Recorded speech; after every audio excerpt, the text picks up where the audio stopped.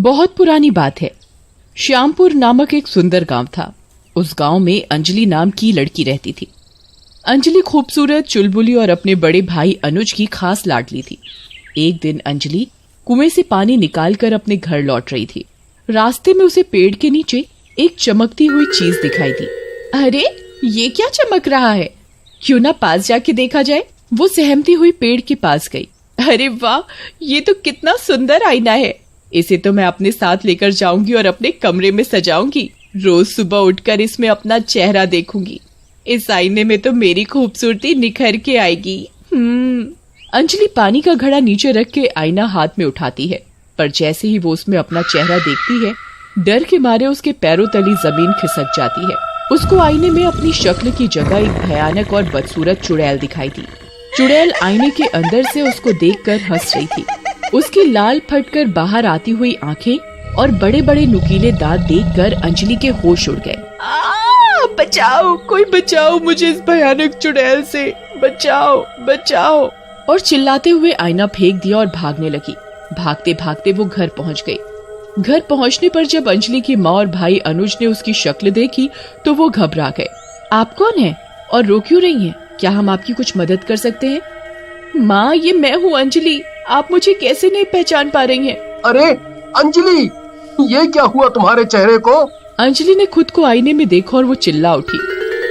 हाय, ये मेरे चेहरे को क्या हो गया? मेरे चेहरे पर ये झुर्रियां और दाग धब्बे कैसे हो गए? अब मैं बाहर क्या शक्ल दिखाऊंगी? उसने ये सारी घटना घर वालों को बताई। जिसने भी तुम्हारा ये हाल किया है, मैं उसे नहीं छोड़ूंगा। नहीं भैया, वो बहुत खतरनाक है। उसकी शक्ल ही देखकर मेरी डर के मारे जान निकल गई। आपको तो वो मार ही डालेगी। आप उसके पास मत जाइए भैया। तुम चिंता मत करो अंजलि, मुझे बताओ कि वो कहाँ रहती है। मैं उसे अभी जाकर सबक सिखाता हूँ। अंजलि के बताने पर अनुज उस पेड़ के नीचे पहुँचता है और उस आईने को वहाँ पड़ा हुआ देखता है। वो उसे उठाकर पेड़ के तने पर फेंक कर तोड़ने की कोशिश करता है। तभी आईने से एक हाथ निकलकर जोर से अनुज को धक्का मारता है।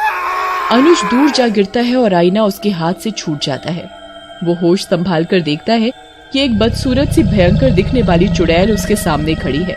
उसके पैर उल्टे हैं और चेहरा गला हुआ सा है। चेहरे पर कीड़े मकोड़े रेंग रहे हैं। तुम कौन हो और क्या तुमने मेरी बहन की शक्ल खराब की है? मैं इसी आईने में रहती हूँ। हाँ, मैंने ही तुम्हारी बहन की खूबसूरती उससे छीन ली है। मैं इस गांव में किसी भी औरत को खूबसूरत नहीं रहने दूंगी।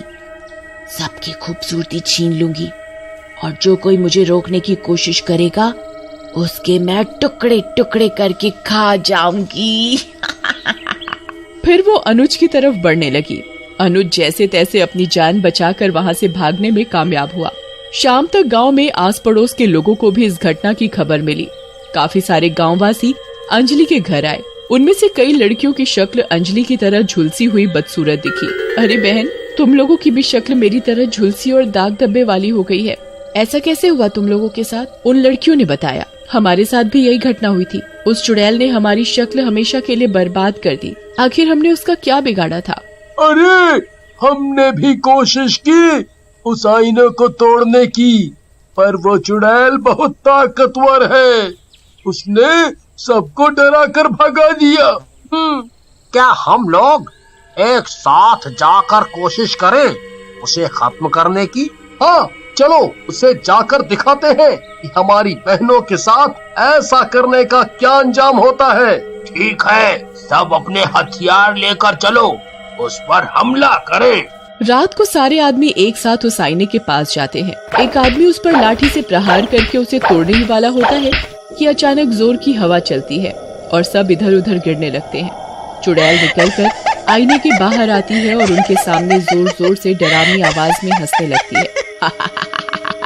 तुम फिर आए हो यहाँ?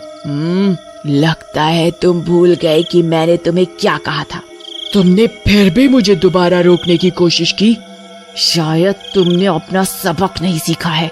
आप देखो मैं क्या करती हूँ। ये कहकर चुड़ैल अनुज और बाकी सबकी तरफ गुस्से से बढ़ती है। उसे देखते ही कुछ आदमी उठकर अपने हथियार लेकर उसकी ओर बढ़ते हैं पर वो चुड़ैल जोर से चिल्लाती है और उन सब आदमियों को लेकर शीशे में कैद कर लेती है। शीशे से उन आदमियों की आवाज आने लगती है, अरे हमें बचाओ, ये हम कहाँ आ गए? यहाँ बहुत अंधेरा है, कुछ दिखाई नहीं दे रहा, कोई हमें बाहर निकालो यहाँ से। चुड़ैल आईने के पास खड़ी होकर जोर जोर से हंसती है। मुझे मारने चले थे, मुझ पर वार करने चले थे ना तुम लोग, अब मजा आया? अंदाजा हो गया न तुम सबको कि मैं क्या कर सकती हूँ। अनुज और बाकी बचे हुए कुछ आदमी धीरे धीरे पीछे हटने लगते हैं। यदि मेरे आईने को नुकसान पहुँचाने की दोबारा कोशिश की तो तुम सबका भी यही हाल करूँगी। अरे जान बचाकर भागने में ही भलाई है। अनुज और बाकी बचे आदमी वहाँ से जैसे तैसे भाग निकलते हैं। वापस आकर वो लोग बाकी सबको इस घटना के बारे में बताते हैं। सब ये सुनकर बहुत घबरा जाते हैं। शायद इस चुड़ैल का मुकाबला करना मुमकिन नहीं है। अब तो उसने हम में से कईयों को बंदी भी बना लिया है। पर हम ऐसे हार नहीं मान सकते, कोई ना कोई तरीका तो होगा उस चुड़ैल को खत्म करने का। अब क्या चाहते हो, वो हम सबको भी अपना कैदी बना ले?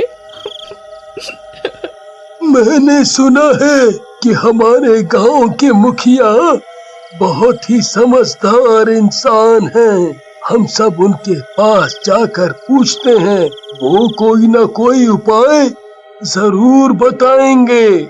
सारे लोग गांव के मुखिया के घर की ओर चल दिए। उन्होंने मुखिया को पूरी बात बताई। वो चुड़ैल बेशक बहुत ताकतवर है, हम सीधे सीधे उस पर प्रहार करके उसको नहीं हरा सकते। यदि वो उस आईने में रहती है तो उसकी सारी शक्तियाँ उस आईने में ही होंगी। हमें कोई तरकीब सोचनी होगी जिससे हम उस आईने को तोड़ सकें। इस कोशिश में तो कल रात मेरे पति और गांव के कुछ लोग उस चुड़ैल के पास गए थे, पर उसने तो मेरे पति समेत कईयों को बंदी बनाकर उस आईने में कैद कर लिया है। अगर हम फिर से उसके पास गए तो वो उन्हें मार डालेगी। यदि हम कोशिश नहीं करेंगे तो उसको कभी नहीं हरा सकेंगे और वो कभी भी तुम्हारे पति और बाकी कैदियों को आजाद नहीं करेगी। ना ही बहनों की शक्ल उसने बदसूरत बनाई है, वो ठीक हो सकेंगी। वो चुड़ैल ताकतवर है, पर यदि हम समझदारी से और साहस से काम लें तो एक उपाय है जिससे हम उसे खत्म कर सकते हैं। कैसी तरकीब मुखिया जी, आप हमें बताएं, हम उस चुड़ैल को कैसे मार सकते हैं और सबको उस चुड़ैल के जाल से आजाद कर सकते हैं। मुखिया ने सबको तरकीब समझाई। सबने मुखिया की तरकीब में एकजुट होकर काम करने का फैसला किया। उस रात को सारी महिलाएं मिलकर पेड़ के नीचे पड़े शीशे के पास जाकर खड़ी हो गईं और जोर जोर से बात करने लगी। अरे यही रहती है ना वो चुड़ैल जो सबकी खूबसूरती चुराती है, जिसने अंजलि, विमला, स्वाति, आशा सबका ये हश्र किया है और गांव के कई आदमियों को भी कैद कर रखा है। अरे वो तो कायर की तरह सिर्फ अकेली लड़की को ही शिकार बनाती है। हम सब की खूबसूरती एक साथ चुरा कर दिखाए। तभी जोर जोर से हवा चलने लगती है और गुस्से में गुर्राने की डरावनी आवाजें आने लगती हैं। सब डर कर सहम जाते हैं। वो बदसूरत चुड़ैल आईने से निकलकर गांव वालों के सामने आकर खड़ी हो जाती है। गुस्से में उसकी आंखें और भी लाल होती हैं। वो बड़े बड़े नाखून वाले हाथ बढ़ाकर महिलाओं की ओर बढ़ने लगती है। क्या कह रहे थे तुम लोग मेरे बारे में कि मैं तुम सबकी शक्ल साथ में खराब नहीं कर सकती? मेरी ताकत पर शक किया तुमने। अभी मजा चखाती हूँ सबको। अब मैं सिर्फ तुम लोगों की खूबसूरती ही नहीं छीनूंगी, मैं तुम सबको मार कर खा जाऊंगी। ऐसा कहकर चुड़ैल महिलाओं की ओर बढ़ने लगी। तब तक अनुज एक बड़ा सा पत्थर लेकर पेड़ पर चढ़कर चुड़ैल के आईने से निकलकर बाहर आने का इंतजार कर रहा था। जैसे ही चुड़ैल आईने से दूर गई, उसने आईने पर निशाना साधते हुए ऊपर से वो पत्थर जोर से फेंका। पत्थर लगते ही आईने के टुकड़े टुकड़े हो गए। चुड़ैल भी जोर जोर से चीखती और कराहती हुई बोली, आह, ये तुम लोगों ने मेरे साथ अच्छा नहीं किया। वो जमीन पर गिरकर तड़पने लगी और देखते ही देखते खत्म हो गई। अंजलि और सारी लड़कियां जिनकी खूबसूरती चुड़ैल ने छीन ली थी, उनकी शक्ल वापस पहले जैसी हो गई। वो सारे लोग जिन्हें चुड़ैल ने कैद कर रखा था, वो भी आईने से बाहर निकल आए और बोले, आखिरकार हम बच गए। हम वहाँ से जिंदा लौट आए।